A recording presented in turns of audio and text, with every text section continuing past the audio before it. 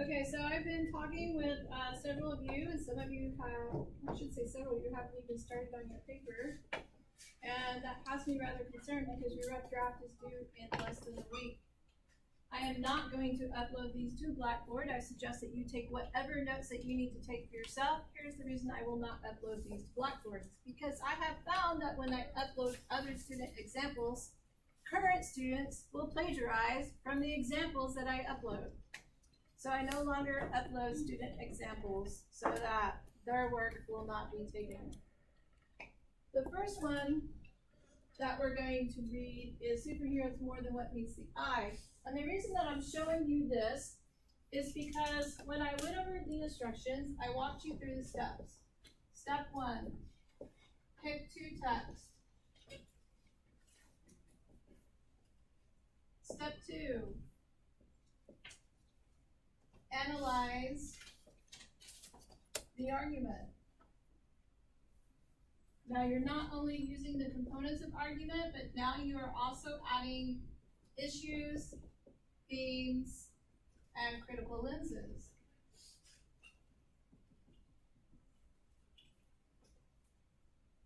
After you've analyzed the arguments, the next step is to write a sentence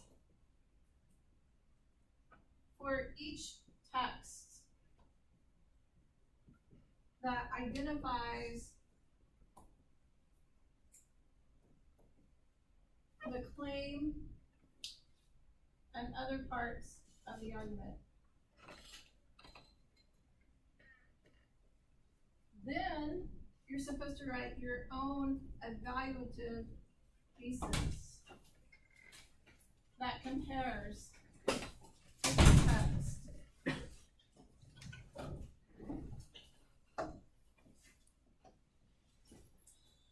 Now usually by now y'all will have rough drafts, and so I'll stand out in the hall with you while we're waiting for classes to begin, and I'll look at your rough drafts and I'll offer you some suggestions, and I'll help you smooth the step 3 over from 3 individual sentences into a sentence that is a comparative thesis statement for your own paper, which is what I'm getting ready to show you in the examples that I brought for today.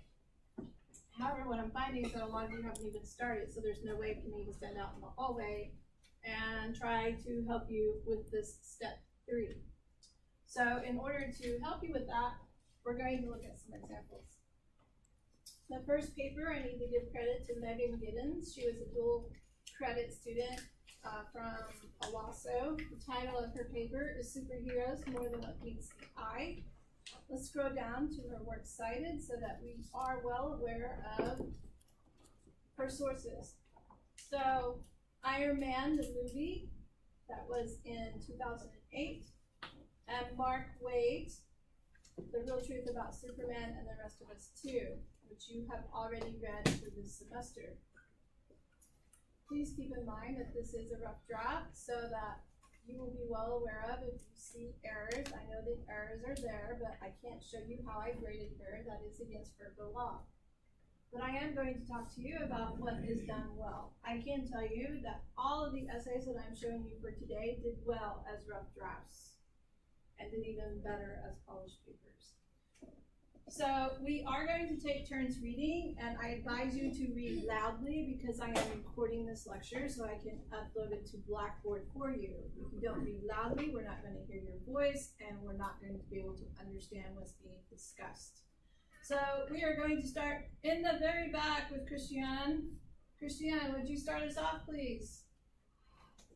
Superheroes have been enthralling the minds of individuals everywhere for nearly the past century. As the rise of superhero movies and television shows occurs in today's society, many forget to ask the question, what motivates superheroes? People often believe that all superheroes fight for the same reason. It is a common misconception that there is just one universal explanation behind their actions. They want to save the world. Mark Waid's essay, The Real Truth About Superman and the Rest of Us Too, demonstrates that the complexity of superheroes, namely Superman, is one that often goes unnoticed. Waid is not alone in his psychoanalysis of superheroes. Popular culture pairs with discourses that exemplifies the underlying motive behind superheroes' actions. Marvel Studios' comic-based movie Iron Man also reveals a troubled crime fighter who warrants an extensive analysis. Both Superman and Iron Man are more than just costume crime fighters that they are portrayed to be. While Superman and Iron Man are seemingly different, they assume the role of a superhero in a similar manner. Thank you, sir. So let's back up and let's analyze her introductory paragraph. Do we have a hook statement?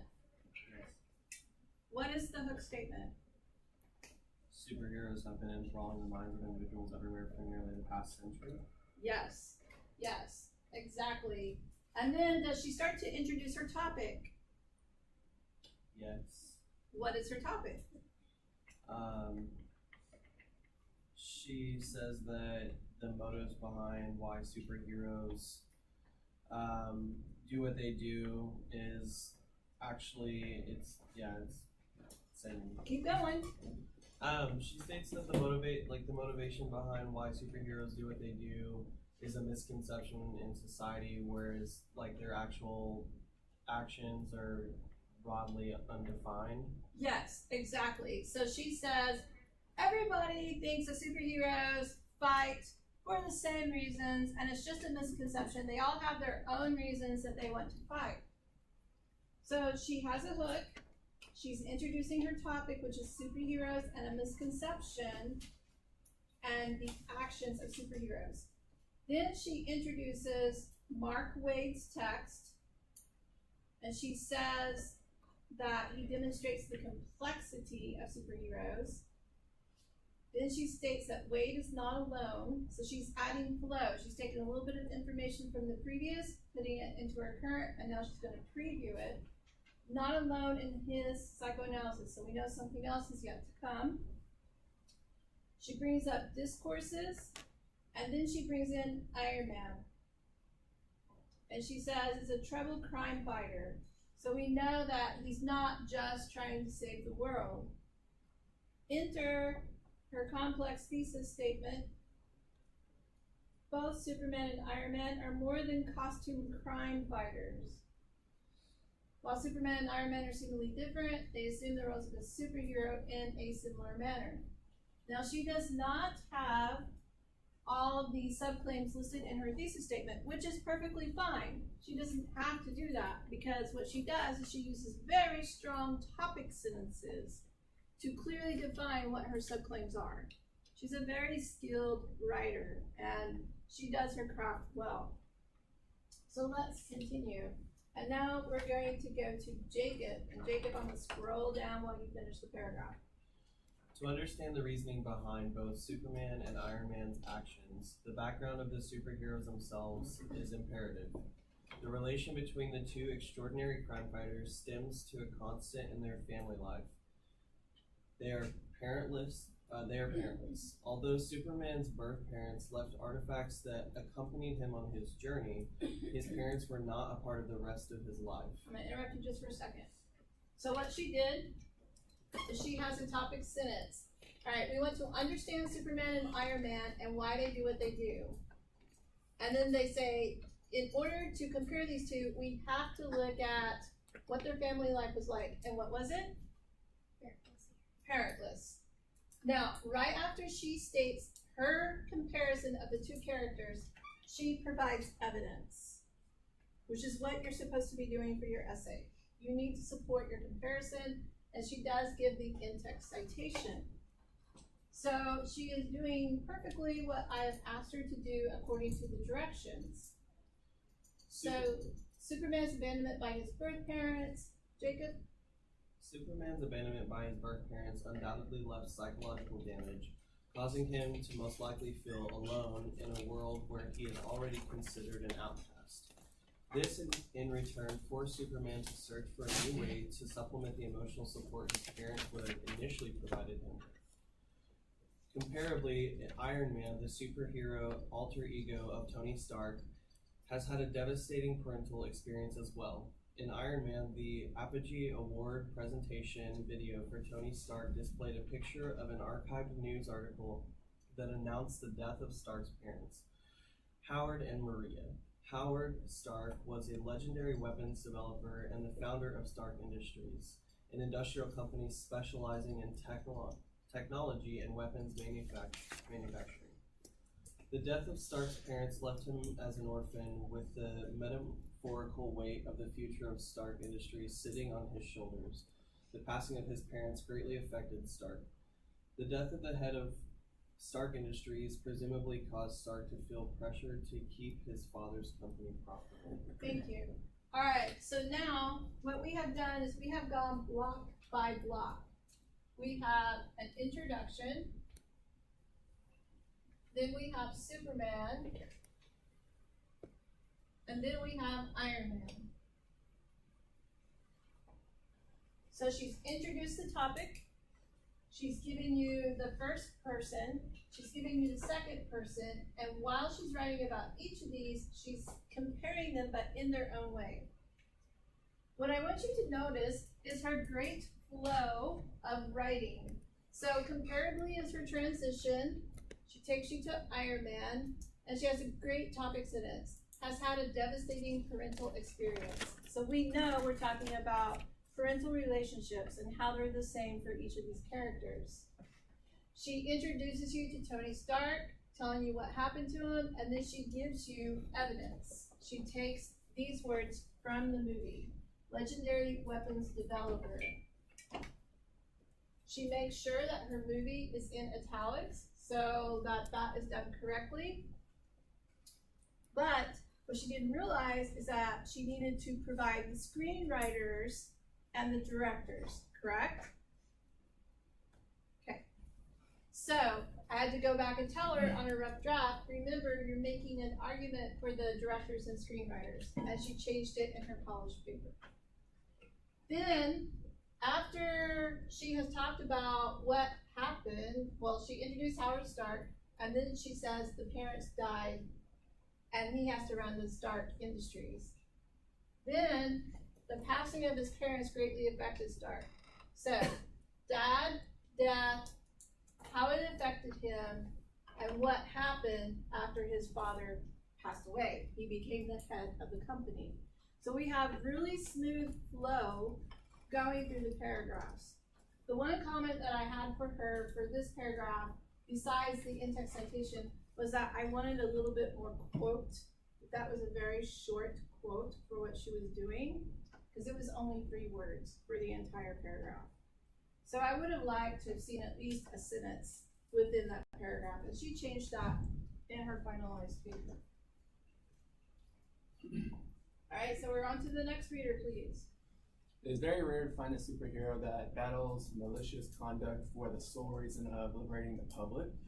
Most often, as demonstrated by Superman and Iron Man, there is a ulterior motive for each superhero's action throughout Superman's never-ending battle for truth and justice. There appears to be a higher moral obligation that is present.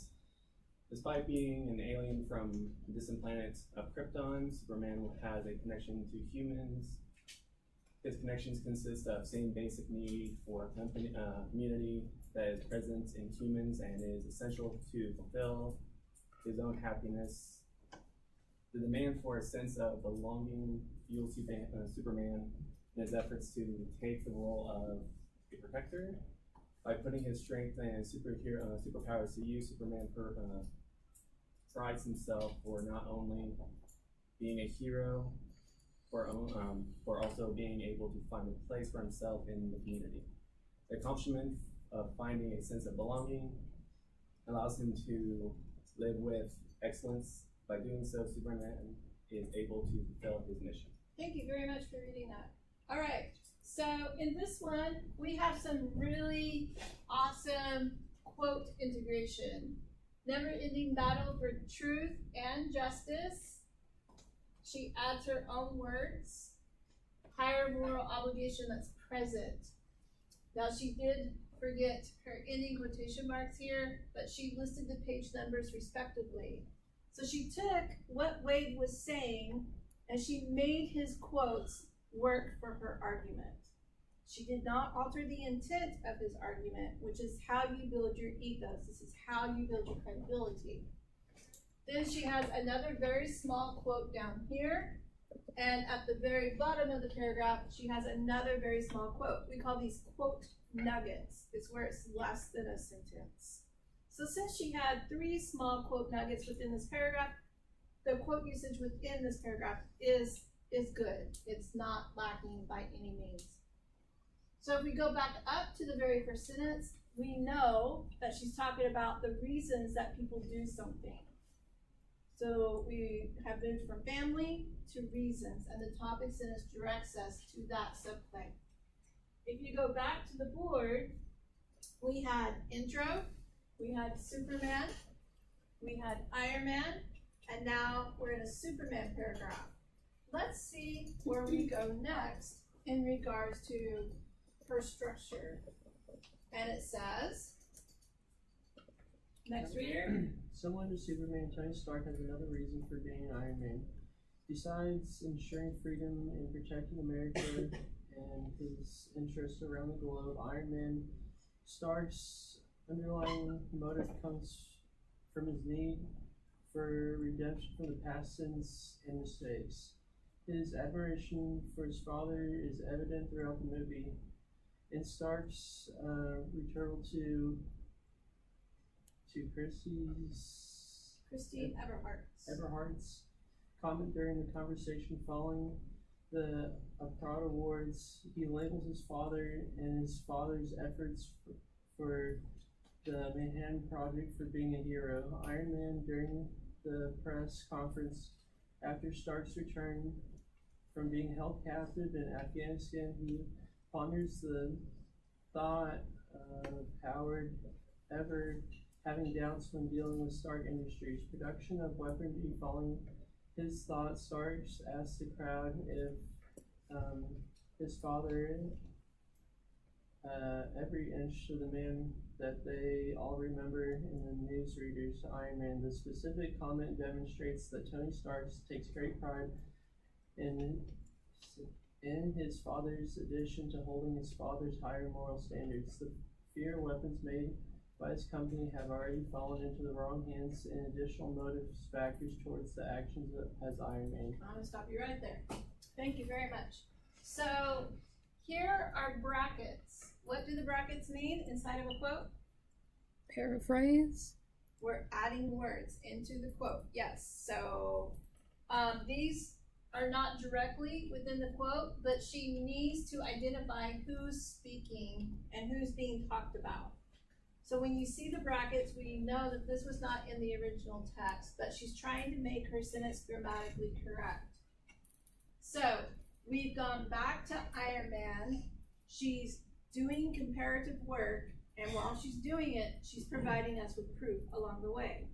Okay? Now, Stark does not want the legacy of his father to be tarnished. He believes that the reason for him still being alive is to prevent any more suffering from happening at his hands. By taking on the role of Iron Man, Stark is able to finally redeem himself and make his father proud. This is a concluding sentence that reminds us of the purpose and the reason for this paragraph. We're not in the family subclaim, now we're in for other purposes for being a superhero.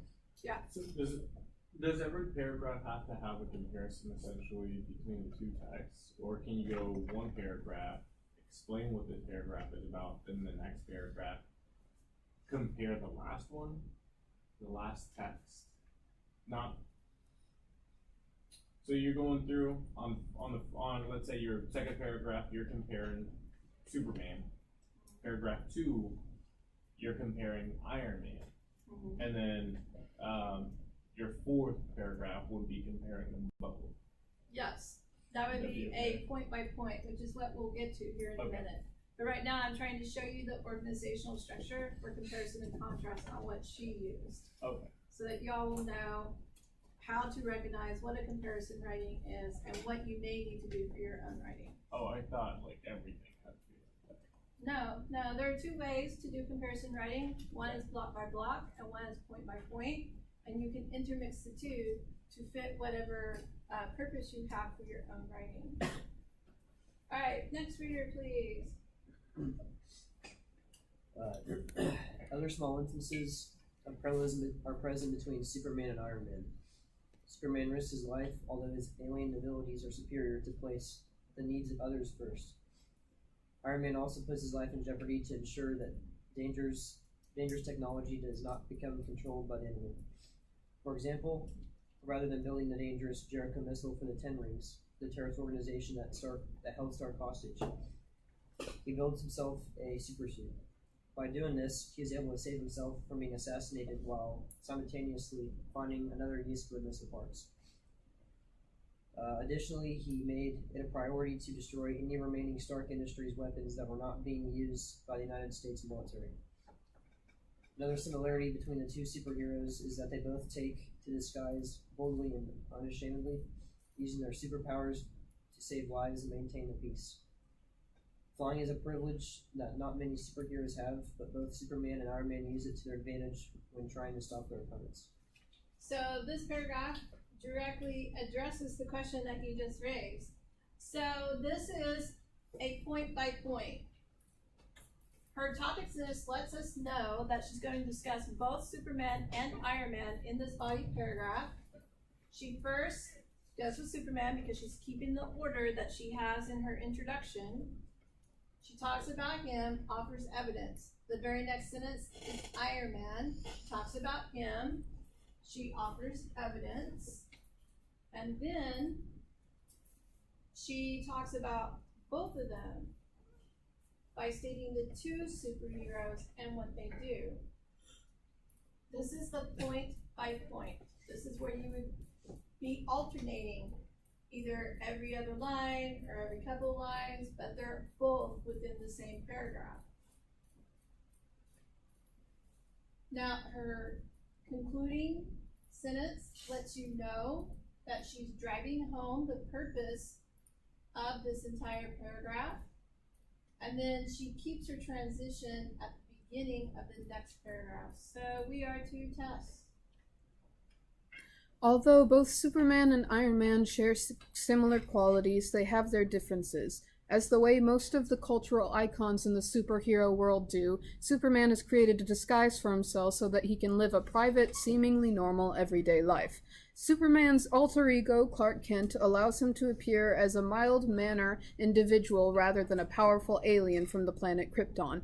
Visual deception is significant in order for Superman to sport a low profile and keep his true identity a secret from the public. If Superman did not have a disguise, he would not be able to have a conventional lifestyle, and people would, according to Wade, become retroactively paranoid and most likely panic. It is imperative for Superman to hide his identity as he is an alien, but this choice may cause people to question what other characteristics he is hiding. Furthermore, there may be individuals who come to resent Superman and consider him an outcast, which is exactly what he once was. If his true identity were to be revealed, Superman's progress to find a community to belong to would most likely be lost, and he would be back at his starting point. Thank you, Tess. So this paragraph, is it a block or is it a point by point? Point. It is a block. It's all about Iron Man. She transitions from her point by point, and then she moves into Superman. So now our next paragraph is back to Superman. She discusses him, she offers evidence, and she does a different version on quoting. So the quote is at the end of the sentence, but she's giving recognition to Wade before it instead of after it. So she's trying to vary her writing style, which is something that I've asked you to do for this assignment. So we now know that she is definitely driving home her next subclaim, which is community. So first was family relations. Second was the reasons that they do things. And third, she's discussing community. So let's go to the next paragraph. Unlike Superman, Tony Stark does not worry about people knowing his true identity. At the end of Iron Man, the last line of the movie consisted of Stark announcing to the room of reporters that the truth is he is Iron Man. He does not have to worry about living a normal life considering he is a human in a technology-powered exoskeleton. Society does not have the same fear for technology as they do for extraterrestrial beings. Humanity will still exist as technology thrives. While the suit that Stark created was once used as a way of survival, it has been created into an icon of power. Stark already has a massive ego, but the creation of his Iron Man suit only adds to it. The reason that Stark does not keep his identity a secret is because he strives for admiration. No person before him has ever created a suit such as his own. Stark Industries is at the top of the technology game, and Stark wants to be recognized for his impressive efforts. After realizing that his company was selling weaponry to the enemy, he wants to be known for something other than dangerous military weapons. Stark sees Iron Man as a way to be praised rather than be criticized. Thank you, Stephanie. So in this paragraph, we only have one very short quote. So I let her know that's really not enough quote usage to support your comparison that you have going on. She has excellent analytical work, but she needed a little bit more quote usage. This became an entire block dedicated to Iron Man. So what she did is she introduced her topic, she discussed Superman, she discussed Iron Man, she discussed Superman again, then Iron Man, and she reminded the reader, hey look, this is why I'm comparing them. So she gave you a little bit of a break from these long blocks. Then she's gone back to her block technique. Now that she's giving your brain a break, now she's going to go back into longer bits of information. So let's see what she says next. So we are down to you, Jeremy. While comparing Superman and Iron Man, it's seemingly unconventional. They are more alike than most would think. Despite being physically different, as Superman is an alien and Iron Man is a man in a technologically advanced suit.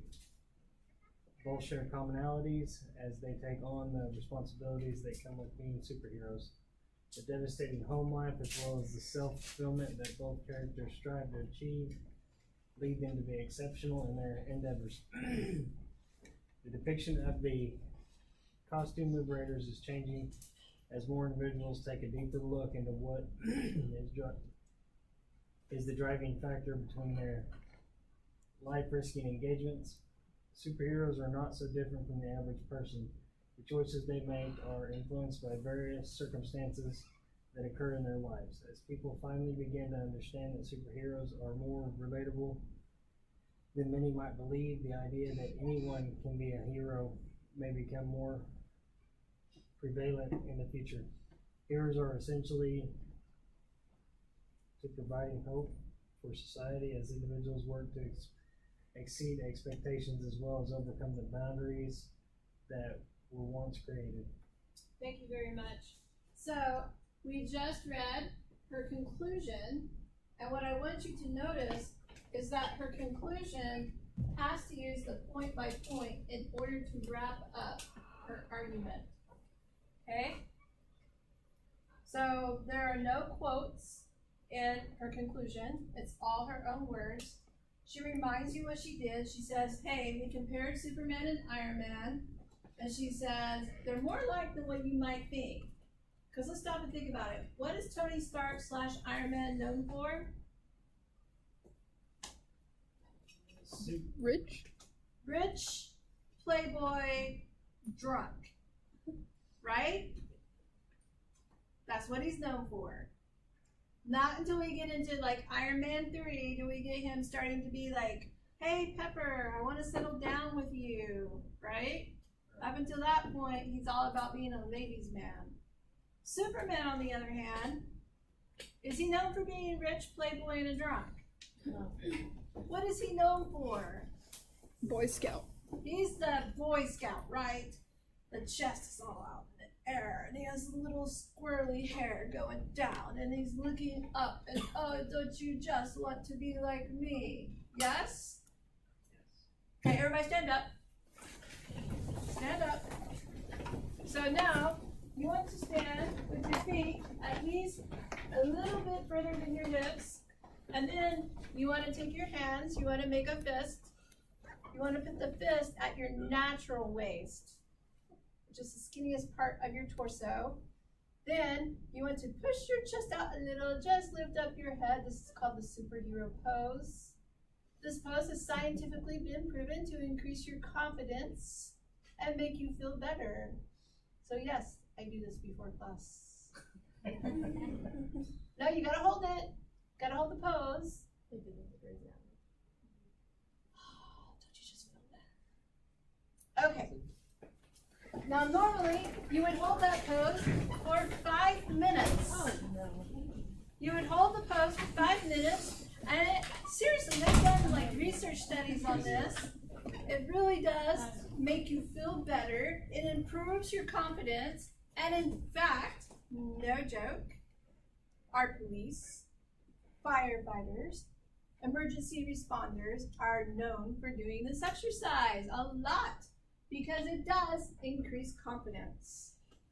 Okay? So if you ever have a test and you're highly anxious, do the Superman pose. So she's like, hey, most people think they're not alike, but they are alike. And they share these commonalities. What are the commonalities that they share? Not just doing it because it's good. They have their own personal reasons and they both feel alienated for different reasons. Yes, exactly. Exactly. So this was a really awesome rough draft, right? There's good content, the length is there. Yes, there's some things that need to be changed, but that's what the revision and proofreading process is all about, yes? Okay, so this is Megan Gibbons, and now I want to show you another one. Now I want to take you to Anthony Willett's paper. He was, or is, I don't know if he's graduated yet. I think he's about to graduate.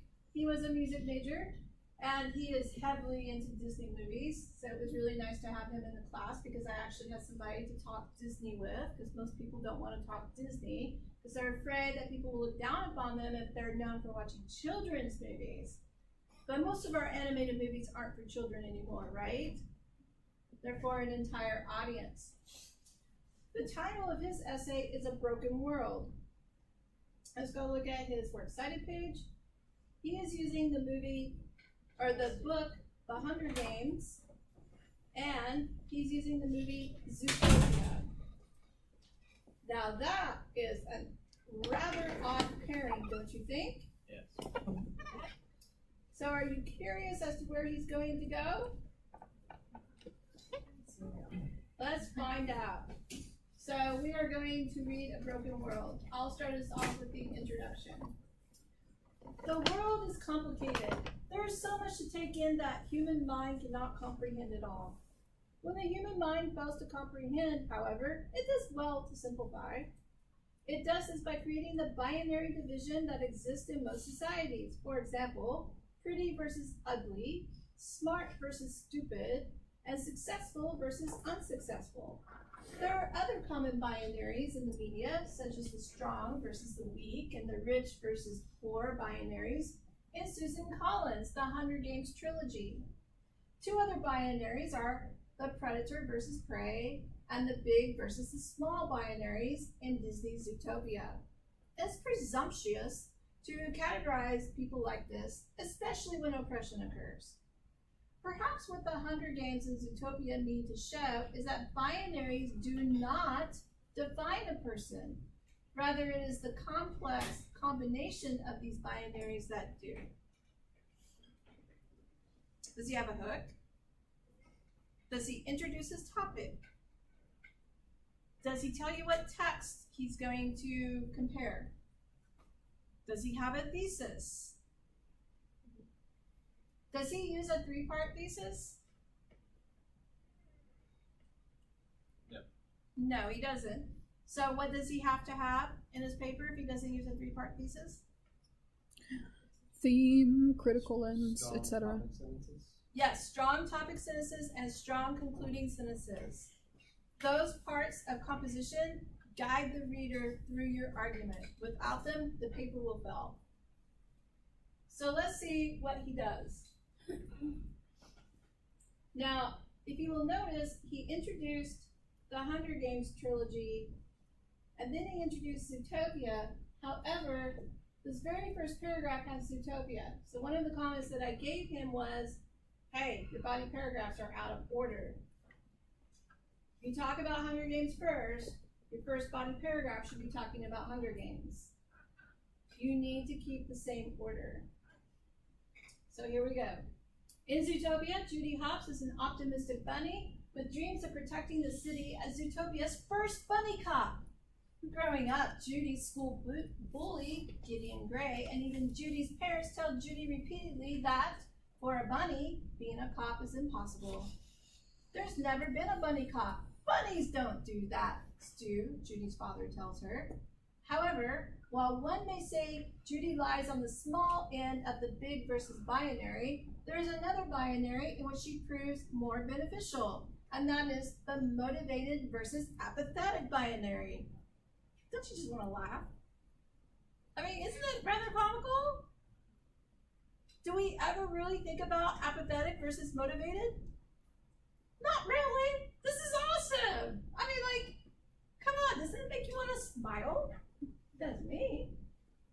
Judy knows her stature puts her at a disadvantage in her field of interest, but her motivation to succeed allows her to overcome such obstacles as large opponents, harsh environments, and filthy toilets. We have some humor going on, right? Now, what is missing in his first paragraph? Does he have a full sentence of quote? No, not at all. So he has more summary than he does quote. So I told him that he needed to change that for his next version of his paper. So now we're going to go into the next paragraph, and I believe we're at Allie. There are also instances in which Judy's small stature works to her advantage when a weasel robs a local store. Judy pursues him in an effort to prove herself as a worthy cop. In her pursuit, Judy follows the weasel into the little Rodentia, I think. I don't know, a suburb of Zootopia dedicated to rodents. The entrance is small, but because of her small size, Judy has no problem maintaining the pursuit. This demonstrates that even apparent weaknesses can become strengths. Okay, so here he is. He's stating what he is comparing within these two things. And he said that he was definitely going to see what these binaries do define and what they don't define. So he's reminding you where he is, but it's kind of a little bit unclear as to where he's going because his topic sentences aren't strong enough. So we're down to our next example.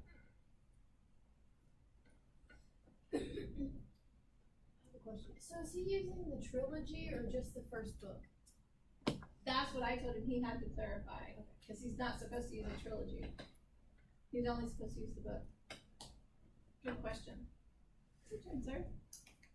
A similar example occurs in the Hunger Games trilogy. That's cool.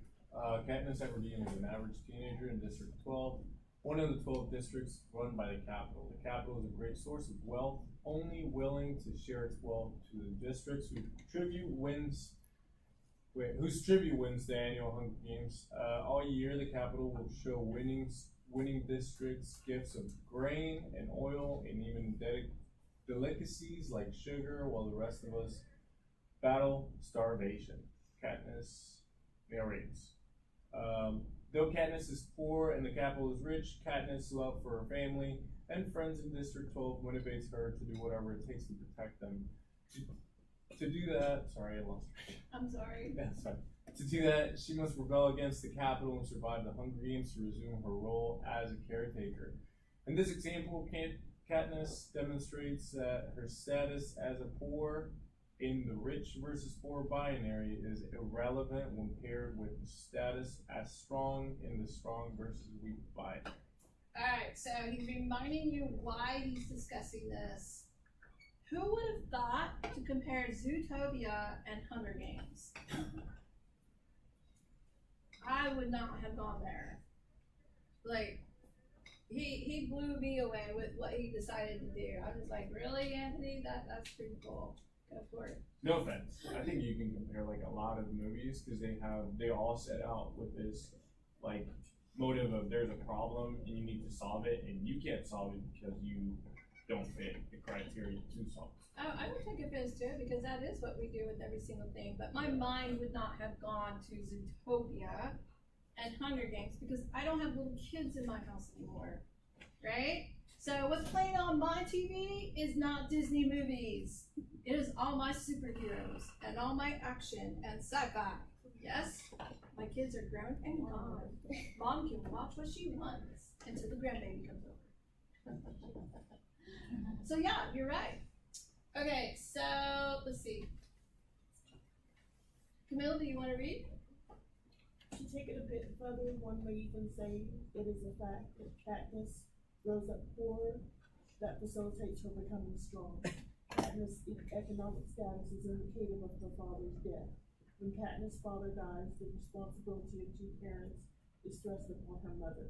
But her mother, in grief, is in no state to raise two children by herself. Responsibility is then passed on to Katniss. With her bow as her trusted weapon, she takes it upon herself to provide for the family, and her skill as an archer becomes a great asset in the Hunger Games, and by extension, the rebellion. Thank you very much. So again, he's missing quotes in this paragraph, but it's very easy to go back and insert some quotes to support what you're thinking, right? I mean, if you follow a theme, which is why I have you do the annotations, you're going to be able to go back easily and find the quotes that you need. So he's been doing block by block, and another interesting binary comes from symbolism. So this one becomes all about symbolism. Let's look at his concluding sentence. Likewise, in the real world, it can be said just because one person is white and the other is black, one should not be favored for things like intelligence or strength, because those qualities are independent of skin color. Topic, concluding. We know what that paragraph is about. So this was rather strong. On the other hand, one contradictory example of stereotype in Zootopia comes from Flash the Sloth. So now he starts to talk about being slow in movement. So let's go down.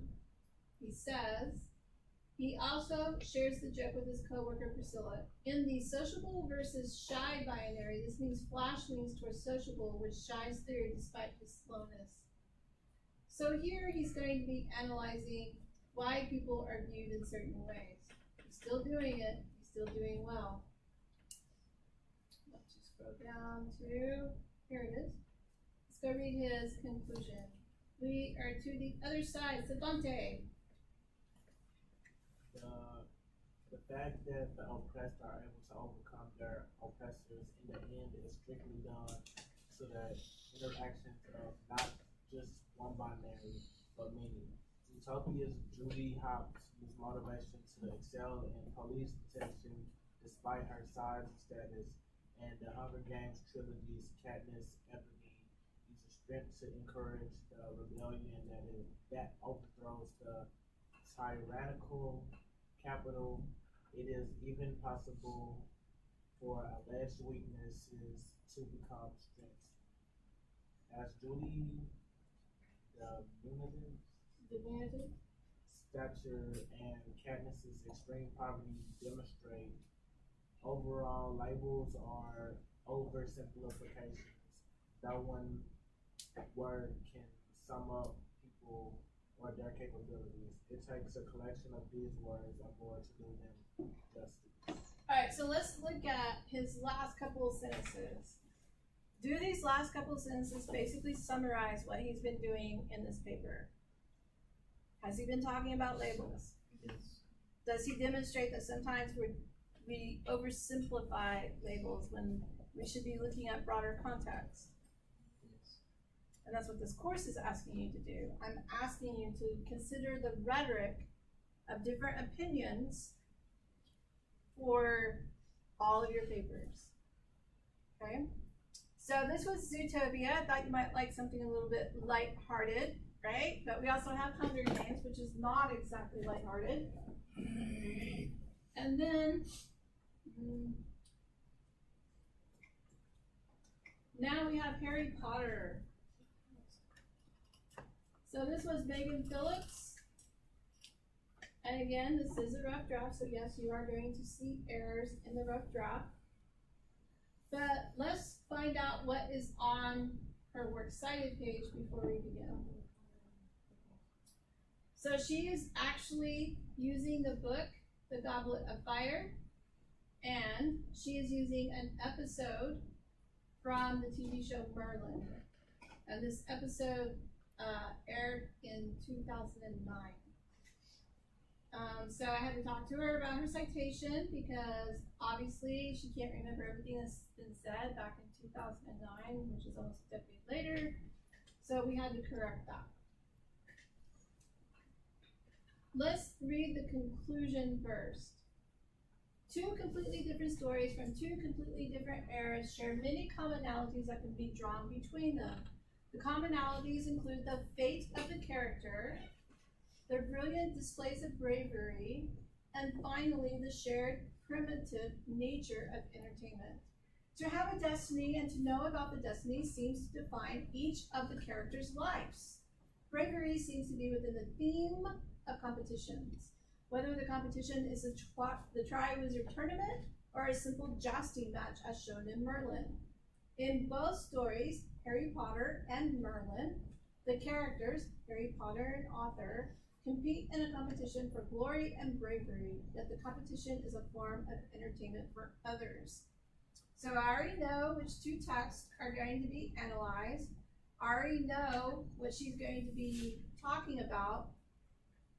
She's drawing commonalities about fate, displays of bravery, and entertainment. So when I go back up to the top of her paper, I am going to be looking for those things. All right, so to Caleb. Competing in a creating competition that serves as a testament to one's bravery, all the while providing entertainment to the people of the world. Statements such as that is specific yet can apply to multiple stories such as Harry Potter and the Triwizard Tournament and Arthur jousting in the show Merlin. Harry Potter and Arthur both had destiny, and it was fate that led them to their respective competitions. Both the Triwizard Tournament and jousting competitions are a chance to prove one's bravery. While competition has a noble purpose, it is also used to serve as a form of entertainment for onlookers. Although these stories share many commonalities, both stories are able to make themselves unique by creating elements of festival in different memorable ways. Okay, so she does a lot of point by point. So she doesn't start with this broad hook, start with this plan of development, introduce the first text, introduce the second text, merge her own thesis into all of this. So what do you think of the difference in style between this and the other two? I think the other one's clear. You think the other one's clearer? Okay. Anybody else agree, disagree? There is no right or wrong answer. It seems simpler to do a specific comparison about being like, you know, this competition rather than grand themes of like, you know, labels, etc. Yeah, so we all have the different ways in which we think, right? We all process information differently. So for her, she's processing, she's thinking of them at the exact same time. So she's having to write about them at the exact same time. That's just how she works. We all have our own writing process. So let's go down to her topic sentence. To have a destiny and to know about the destiny seems to define the character's life. So destiny, we'll go up here. Noble purpose. Well, destiny would be a good synonym for noble purpose, so we have a topic sentence. Let's scroll down to her concluding sentence for the paragraph, which is way down here. In both stories, they have friends who aid, support, guide, challenge, and encourage each other and push them to fulfill their destiny and be great. So again, we're talking about destiny. However, this is a very long paragraph, and I told her it might be better to break the paragraph up because there is a lot of information that's going on in here. Let's go to the second one. Bravery seems to be one of the most important and apparent themes of competition, whether the competition is the famous Trevor tournament or a jousting match. In Harry Potter and the Goblet of Fire, so she says, all right, here's the two that I'm comparing. Here's the one I'm talking about. I'm talking about the Goblet of Fire. And we are to Sammy. Albus Dumbledore describes the Triwizard Tournament as eternal glory. That's what awaits the student who wins the Triwizard Tournament. But to this, that student must survive 3 tasks, 3 extremely dangerous tasks. Albus Dumbledore emphasizes the need for bravery, warning the students of the risks the tournament entails, as well as the rewards.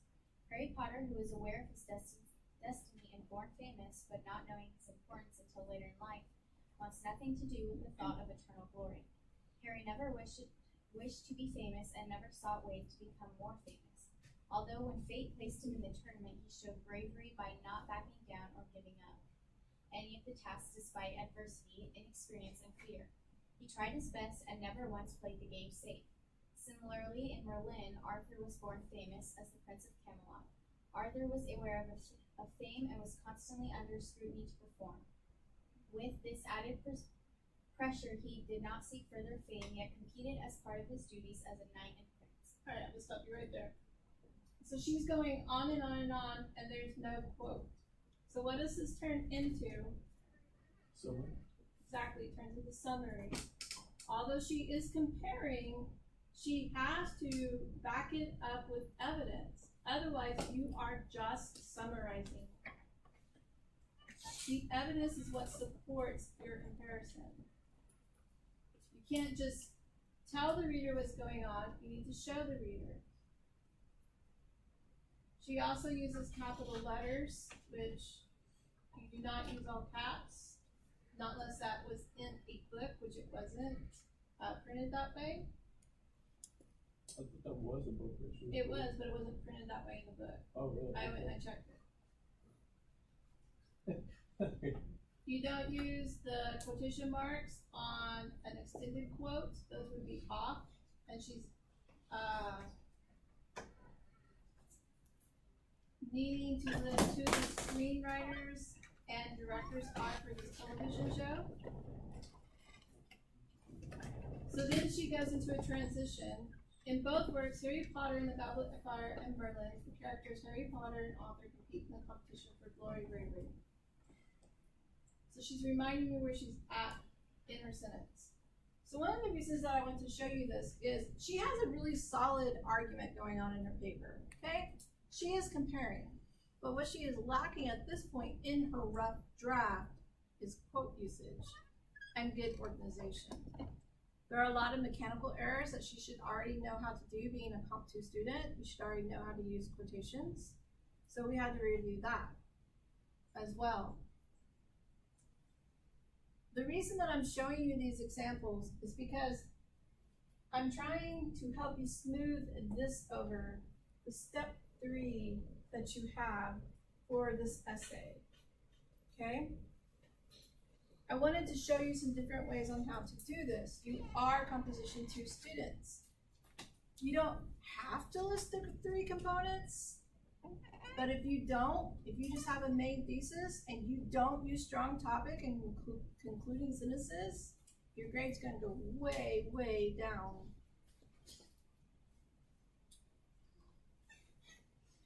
What does it say? Issues, themes, what? Critical lenses. Oh, sorry. I know, sloppy handwriting. No, it's not you. Me. No, it's my handwriting. I know it is. So do these examples help you to better understand what I'm looking for out of your papers? Yes. Yes, no? Some yeses, yes, go ahead. Quick question. Shoot, I forgot it. Oh, so it would be okay how she wrote, with the summary, as long as you back up your summary with either the example or a scene or whatever you're trying to analyze, I guess. like a Summary quote. is where you're telling what happens in something without providing a quote. But she needs to bring in critical lensing, which she's not doing yet in her rough draft. So- So she needs more to her essay. All right. So I want to remind you that your rough draft is due before class on October 11th. You are bringing hard copies to class. You're uploading to discussion board, and you're going to upload to a rough draft link, which I will show you on October 9th, where that is located, so that you can upload it to both of those places. Do you have any other questions about Essay 2? So we're referencing the authors in the same way that we did the last way, basically. So instead of the movie, it's, using the author's name. Yes, because you're analyzing their arguments. And you said evaluative thesis, so rather than saying something like, they both use a feminist criticism, we would say something like, this one does a better feminist criticism? If you wanted, you have to state something about them, and it's better to state if somebody does something better than another, but you don't have to. So evaluative means you're not just summarizing. I'm asking you to make an opinionated statement. Mm-hmm. So like, piggyback off what she's saying, not comparing like which one did it better, but maybe talking about how in the way that they both did it. You can say somebody did it better than the other. Yes, that's still comparison. It's your choice. As long as it's comparative work. There is some freedom in my class. Okay. Now for today, you read Robot Consciousness, which started on page 463 and goes to 469.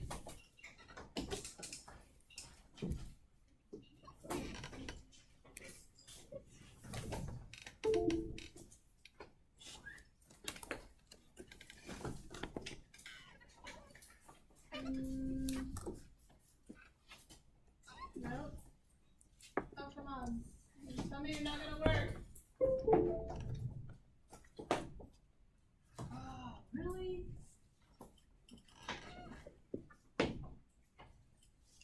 Try that.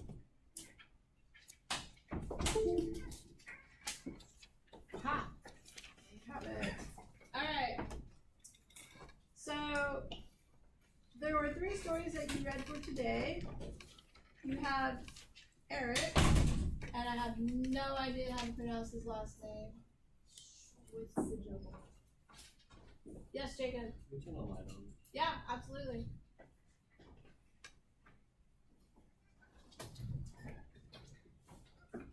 Eric Gable, I don't know. So he wrote, we have greater moral obligations to robots than to humans. And then turn the page to Kim Chang. Can robots become conscious? And then turn the page to Dan Falk. How long before robots think like us?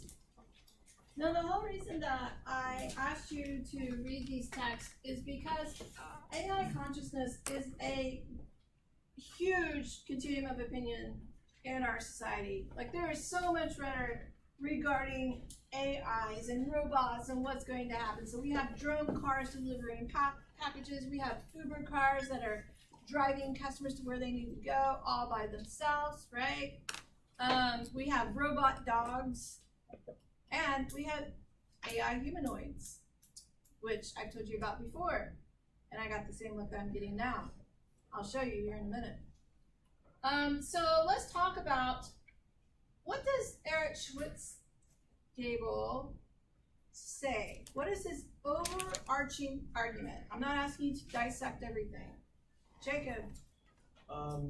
He states that because we've created robots or artificial intelligence, that it becomes our obligation or our responsibility to make sure that we're providing a good life for these AI and taking care of them and making sure that they're happy and sufficiently taking care of them. Yeah, exactly. Good summary. That's exactly what this essay is all about. Now, if we turn the page to Kenneth Chang, Can Robots Become Conscious? What is the overarching argument in this essay?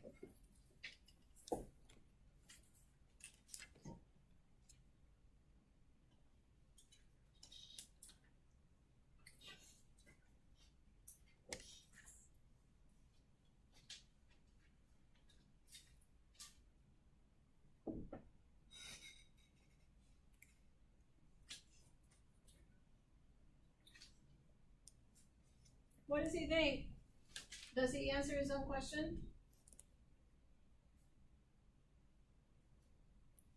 Is this the one where he's asking a bunch of different questions and it's more of like bringing different opinions rather than his own one? He is bringing a lot of different opinions, yes. So he is representing the continuum of opinion, and it's very hard to understand where he falls. But he says here, he argues that consciousness is an effect of quantum mechanics in tiny structures in the brain that exceeds the abilities of any computer. Up above that, and if a person gets into involved conversations with the robot about everything from baseball, will be practically certain they are conscious as other people. So he's saying if robots can do certain things, we'll classify them as conscious. But they have to fall underneath a certain criteria.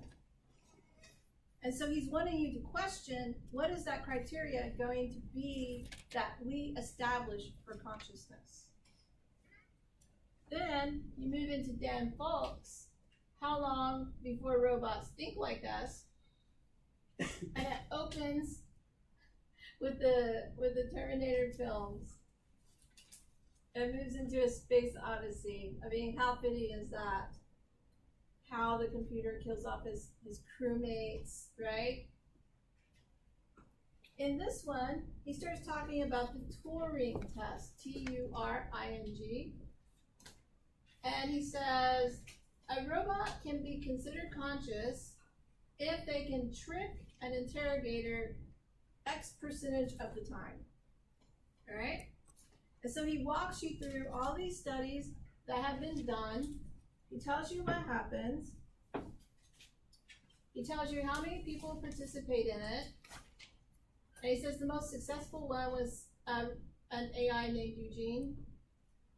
And he tricked the judges 29.2% of the time. So he was just shy of that 30% threshold mark that they said they were going to require that robots were considered conscious beings.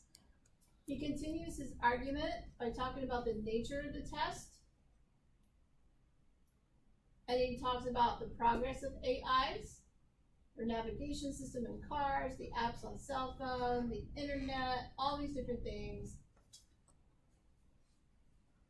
That very simplistic idea that we're trying to imitate a human being has sort of become an embarrassment, says Pat Hayes of the Institute for Human Machine Cognition in Pensacola, Florida. It's not that we're failing, which is what a lot of people think, is that we've decided to do other things which are far more interesting. Do you believe them? Do you think they've given up on creating? Nah, I don't believe them either. And down here, successful liar, right? Turn the page over to 469. And he says, in the concluding paragraph, perhaps we're closer than we think to true AI. After the Wright brothers aeroplane lifted off in 1903, skeptics continue to debate whether we're really flying, an argument that simply faded away. It may be like that with AI, as Hayes argues. You could argue we've already passed the Turing test. If someone from 1950 could talk to Siri, he says, they were talking to a human being. There's no way they could imagine it was a machine because no machines could do anything like that in 1950. So I think we've passed the Turing test, but we don't know it. So he's arguing we do have conscious AIs. It's just because our technology keeps progressing that we keep pushing what we consider to be consciousness. So stop and think about it. 1950. A box called a computer or a phone. And you say, hello Siri, look up how to get to TCC Northeast Campus. And it talks back to you. And it almost sounds pleasant. Okay? So what makes consciousness? Why are people so afraid to say that robots do have consciousness? We have a sense of uniqueness and afraid of technology, period. We want to be the only ones like us. We don't want something that we made to be like us. Yes. We do not want the robots to overthrow us, kick us out of power, and we become the oppressed. Right? Superiority complex. It is a superiority complex. You got it. Now, given all this that we just discussed, I'm going to take you to the videos that were on your core syllabus for today. So back in the day, in the 1990s, there was a TV show called Star Trek: The Next Generation. Could you please get the light so I can explain who these people are? So this is Patrick Stewart. He plays Jean-Luc Picard, which is the captain of the Enterprise. This is Lieutenant Commander Data. He helps do science and navigate the helm. And then we have the person over here who is causing a conflict in this scene, which I'll get to in just a minute. Who is not pictured yet in the scene is the court judge and the prosecutor against Data. So here's what's going on. Data is an android. He's a sentient android, or at least that's what everybody around him says that he is. In fact, they don't call Data an it, they call him a he, because that's how he identifies. So Data's been working on Star Trek. He's been working on the Enterprise for many years. He's been working his way up in the ranks. He has one day to be a captain. And voila, this person shows up on the Enterprise and he says, here are your transfer orders. You are to report to Starbase such and such. We are going to disassemble you so that we can make more of you. Data's like, I'm not going. He's like, you have to go. You're property of Starfleet. You're not a human. You're a machine. You're an android. You're an it. Okay? Well, they're way out in deep space, so there's no way to get back to a court of law. So they have to find the nearest starbase. Then they have to get the top-ranking official. That becomes the court, the judge. Then they have to decide who's going to be the defender, who's going to be the prosecutor. Well, because Captain Picard values Data, he decides to defend him. And because Will Riker also values Data, he prosecutes Data. Because if he doesn't, then they're just going to make Data go anyway. So he reluctantly does his job, and he does it very well, which you won't see in the scene. But here in the scene, we're going to argue whether or not an android can be sentient. So let's find out what they have to say about this. Maddox, Bruce, Commander. Current assignment, Associate Chair of Robotics, Daystrom Technological Institute. Major paper. Yes. Suffice it to say he's an expert. Commander, is your contention that Lieutenant Commander Data is not a sentient being and therefore not entitled to all the rights reserved for all life forms within this Federation? Data is not sentient, no. Commander, would you enlighten us? What is required for sentience? Intelligence, self-awareness, consciousness. Prove to the court that I am sentient. This is absurd. We all know you're sentient. So I am sentient, but Commander Data is not. That's right. Why? Why am I sentient? Well, you are self-aware. Ah, that's the second of your criteria. Let's deal with the first, intelligence. Is Commander Data intelligent? Yes. It has the ability to learn and understand and to cope with new situations. Like this hearing? Yes. What about self-awareness? What does that mean? Why am I self-aware? Because you are conscious of your existence and actions. You are aware of yourself and your own ego. Commander Data, what are you doing now? I'm taking part in a legal hearing to determine my rights and status. Am I a person or property? And what's at stake? My right to choose. Perhaps my very life. My rights. My status, my right to choose. My life. Well, seems reasonably self-aware to me, Commander.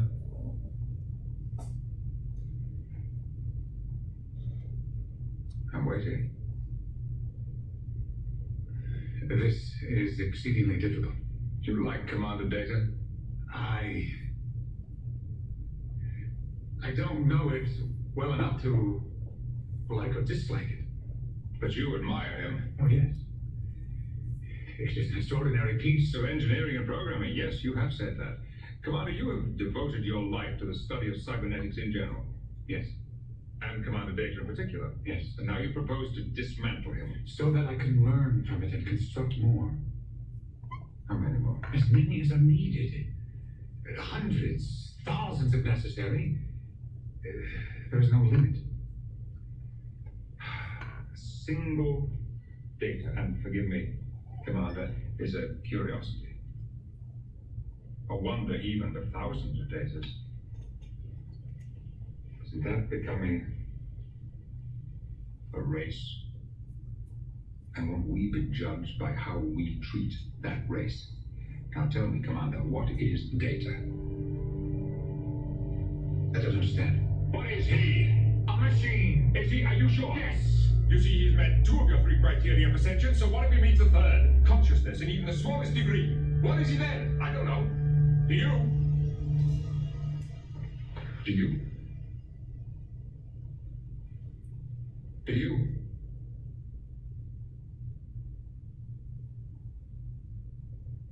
Well, that's the question you have to answer. Your Honor, a courtroom is a crucible, in it we burn away irrelevancies until we are left with a pure product, the truth, for all time. Now, sooner or later, this man, or others like him, will succeed in replicating Commander Data. And the decision you reach here today will determine how we will regard this creation of our genius. It will reveal the kind of a people we are, what he is destined to be. It will reach far beyond this courtroom and this one android. It could significantly redefine the boundaries of personal liberty and freedom, expanding them for some, savagely curtailing them for others. Are you prepared to condemn him and all who come after him to servitude and slavery? Your Honor, Starfleet was founded to seek out new life. Well, there it sits. Waiting.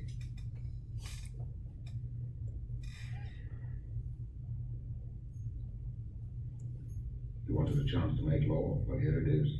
Make it a good one.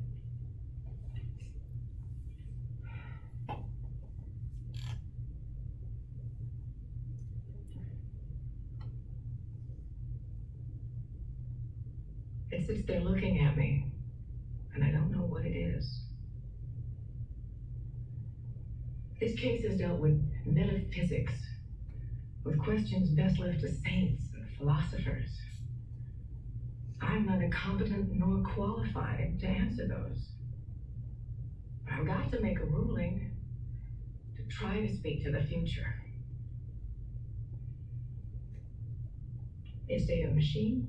Yes. Is he the property of Starfleet? No. We've all been dancing around the basic issue. Does Data have a soul? I don't know that he has. I don't know that I have. but I have got to give him the freedom to explore that question himself.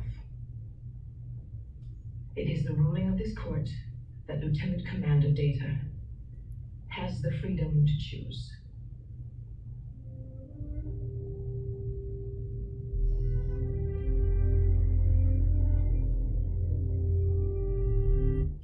So he officially declines to go with him, and he says, get back in touch with me because part of what I find that you're doing is intriguing, which is a high compliment coming from Data.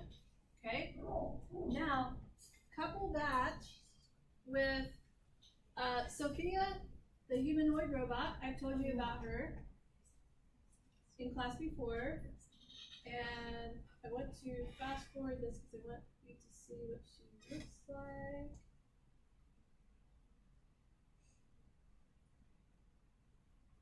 Interaction that they have, and we're also experiment.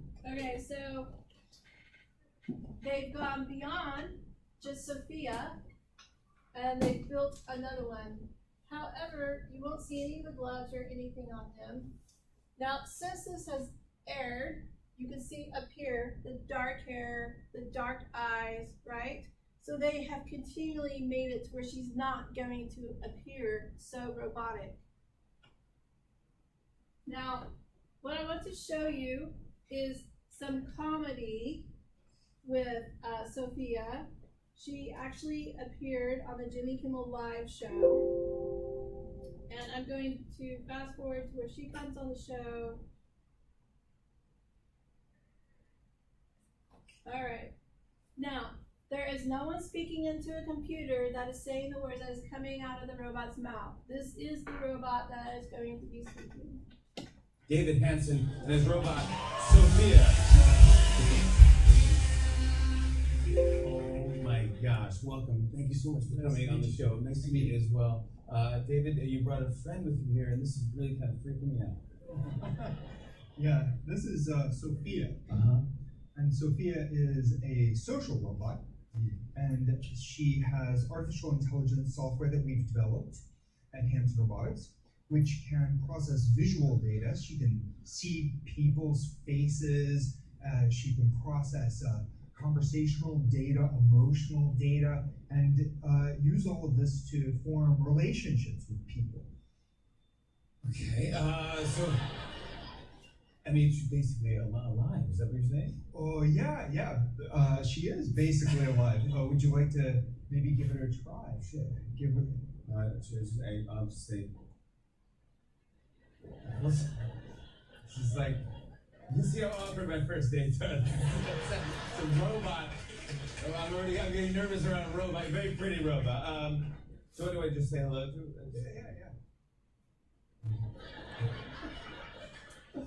Yeah. Hi, Sophia. Hello, Jimmy. I got it. Do you know where you are? Of course. I'm in New York City, and I'm on my favorite show, The Tonight Show.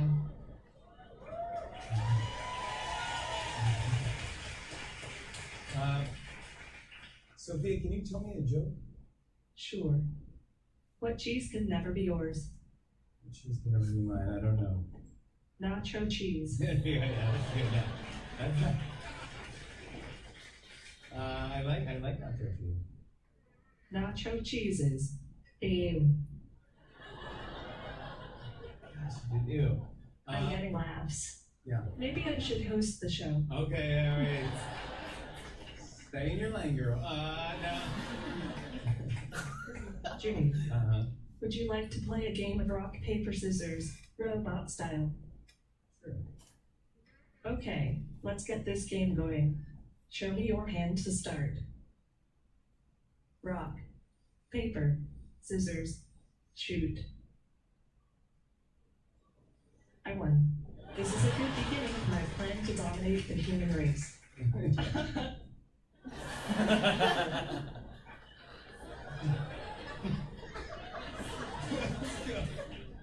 Just kidding. Yeah. You are incredible. It's so nice to meet you, Sophia. Thank you, Jimmy. Friend me on Facebook. I will, yeah, alright, gotta do that. It's Sophia, everybody. She has a Facebook account, no joke. And this one is by Brain Bar. This is where she gets citizenship in Saudi Arabia. And we will listen to some more of this. Yes, I know I'm keeping you a minute over, but I really want you, can somebody grab the lights, please? I really want you to consider the rhetoric regarding AI and consciousness and what cultural values shape our definition and our labels and classifications for these things. Beginning of the semester, when I told you there was an actual AI that toured the nation, y'all kind of like laughed and looked at me with these really funny faces. I don't think you believe me. I was being truthful. They have built more. There are more humanoid robots. I want you to think about how that makes you feel, and we'll discuss some more of it in the next class. Go forth and think so.